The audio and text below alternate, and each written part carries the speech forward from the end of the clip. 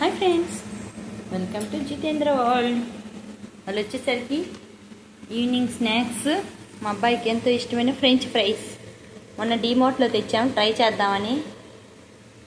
సుమేరు ఏదో ఇది కొత్తగా అనిపించింది, చూద్దాం ఎలా వస్తాయో, టేస్టీగా వస్తాయో లేదో. అయితే గార్లిక్, చిల్లీ గార్లిక్ ఇలా రెండు ప్యాకెట్లు ఇచ్చారండి పొడి. అవి పిల్లలకి వేసి పెట్టకూడదని ఉద్దేశంతో నేను వేయలేదు.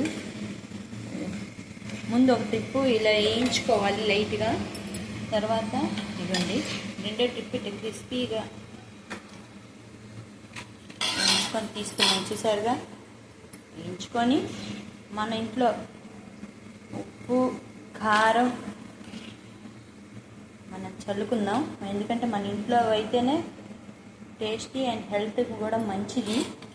న్యాచురల్గా బంగాళదుంపతోనే ముక్కలు కోసి చేస్తుంటాను, కాకపోతే ఇది ఎట్లా ఉంటుందని ఊరికి తీసుకొచ్చాను.